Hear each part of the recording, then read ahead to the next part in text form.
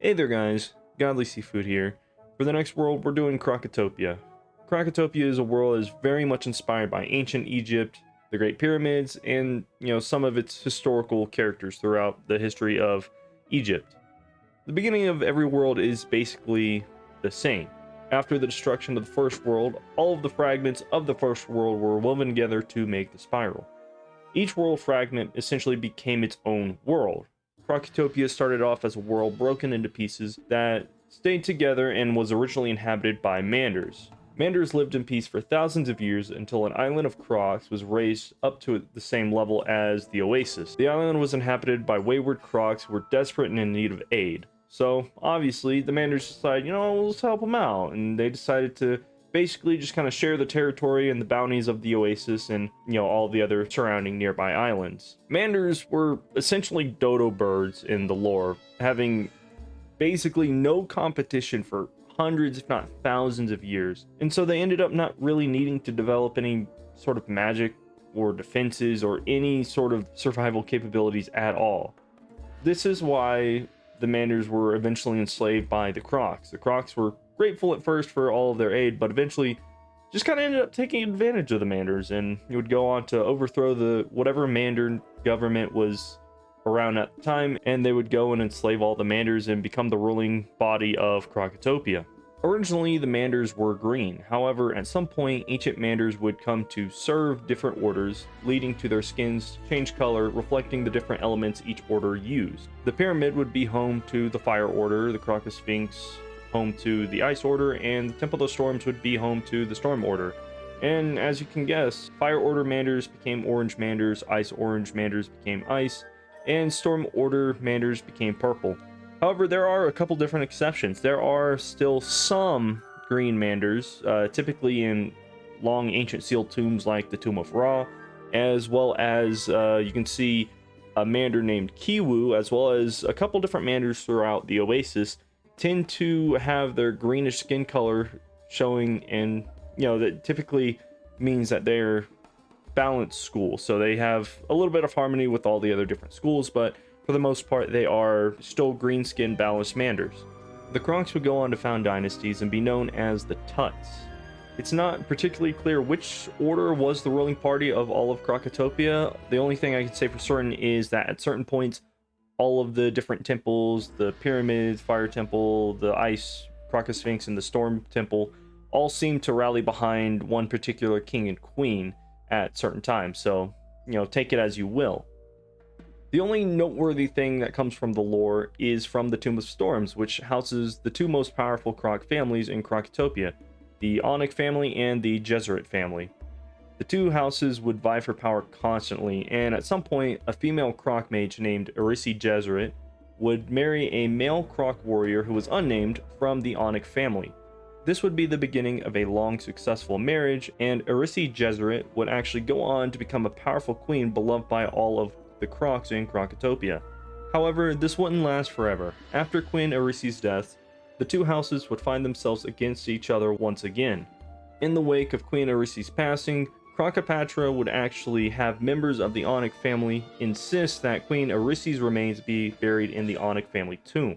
This would be seen as an outrage and an insult, and would be the start of a bloody civil war between the two families, even after both families were basically wiped out. Seriously, when we find these guys, they are ghosts and skeletons and ghouls. Like, something happened between them that doesn't get covered in the lore, but not a single one of them survived.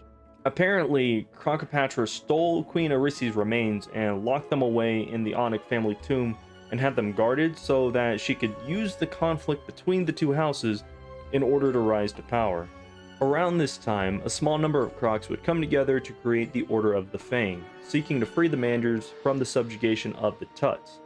The Order of the Fang mainly consisted of Crocs who sympathized with the Manders. The Order of the Fang would be comprised by General Kaba, their military strategist, Kayamate the Great, who was a pretty great warrior whose strength would in later days see him become the undefeated warrior in the Grand Arena, until we come along.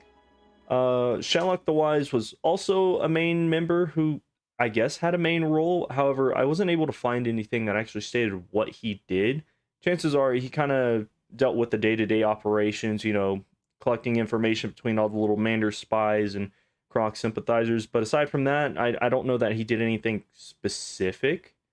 And lastly, there would be Alhaz-Red, the leader of the Order of the Fangs, who would later go on to become the founder of a balanced school in Krokotopia after spending many years in exile creating new spells. These four would seek to tear down the tyrannical rule of the Tuts and free the Manders. However, sadly, their forces were no match for the Tuts, and after realizing that they could never win against the Tuts themselves, Alhaz-Red, with the help of other Croc mages, would write a tome called the Croconomicon, a powerful book of ultimate life and death magic, in order to defeat the Tuts. Several of the Fang's members would choose to hold off in advance of the Tut army, while Shellock the Wise and Alhaz-Red used the Croconomicon in order to cast the Great Sleep upon the Crocotopian temples. Leaders like Kayamate and General Kava would choose to fall into slumber in the midst of fighting so that the order could succeed.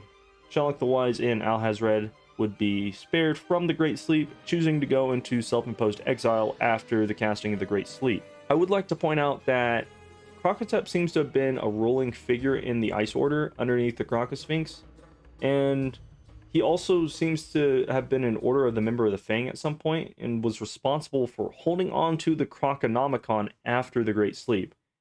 It's pretty odd that Krokotop was given such an important role, given the fact that he was a ruling Tut himself.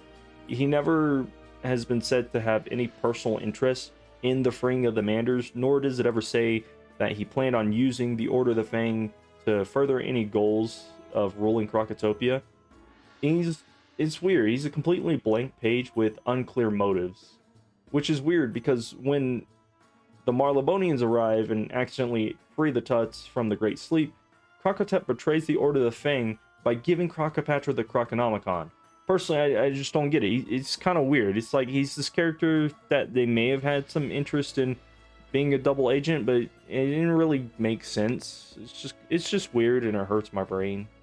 And that's where the main story of Krokotopia starts off, with our wizard getting involved. Sometime around the death of Sylvia Drake, the Marlebonian Empire sent an expeditionary force to explore and excavate the ancient world, and definitely not to plunder all of its resources and treasures.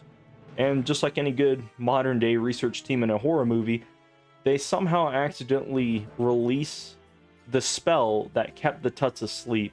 Just kind of getting into the timeline of events rolling into the main storyline. This is not all specifically stated in the lore, so I don't know the exact placement of some of these, so I'm just kind of guessing. But you know, obviously, after the Tuts rise, the Great Sleep was ended, they just start dicking on everyone. I mean, just straight up clapping cheeks. They start subjugating the Manders again. The Royal Marlebonian Expedition gets split up and is barely holding a line against the Tuts. It's just bad, dude. And to make it all worse, one of the Order of the Member of the Fangs, Krokotop, pulls a Benedict Arnold and decides he's going to give Crocopatra the Croconomicon. And just to clarify, up to this point, the Croconomicon was in Krokotop's possession for safekeeping. Well, our boy wanted to get some tail and just start simping over the only female Croc that we get to see in-game. Seriously, he straight up gives the Tome of Ultimate Life and Death Magic up for some of that OnlyFans gamer girl water. It's pretty embarrassing. But sadly for Crocosimp, he's no match for the absolute Chad, Malastare. Malastare comes in to the world of Krokotopia in the midst of all of this and says, hey, fuck all of you, give me that book. And Crocopatra's like, ooh, I like a bad boy. But sadly, the book has been taken by some of those Marlebonian dudes. But go ahead and stay, you know, take some time. And oh, no, he's gone. He's leaving the world door as we speak. Shit. And that's basically where the main story starts off. Is our wizard follows Malastare into Krokotopia, and we go through the entire fucking world only to find out that moments before we got there, Malastare was leaving. He's dipping. He was like, fuck this shit, I'm out. And so this is basically where the beginning of the Arc 1 story for Krokotopia starts off. Our wizard follows Malastare to Krokotopia, and honestly, we do to the Tuts what the Tuts did to the Marlebonians and the Manders. We just start dicking on them. I don't know that a single member of the Crocotopian royal family survived. Like, to put it into perspective, a Ravenwood initiate with access to like rank 3 spells fights members of the Tut army, makes their way all the way to Crocotopian nobility like Croc and Common, or Akakuranin, and Crocotep and Crocopatra. And the entire way, we were just fucking up their supporters and just slaying them left and right. Like, it's bad. That's basically the story up until, you know, throughout Krokotopia, all of the history that I was able to find. I didn't want to really cover Zigzag just because it doesn't really add anything to the story. It kind of goes more into like lore and religion stuff, but it doesn't have an impact on Crocotopia as a whole, which I might make a video on it, I might not.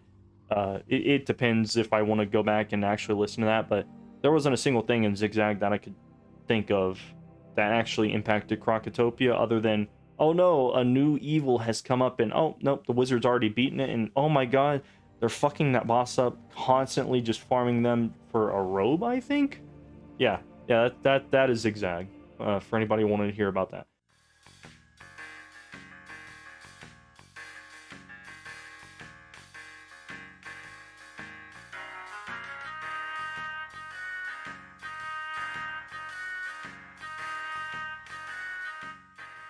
No, I keep pissing.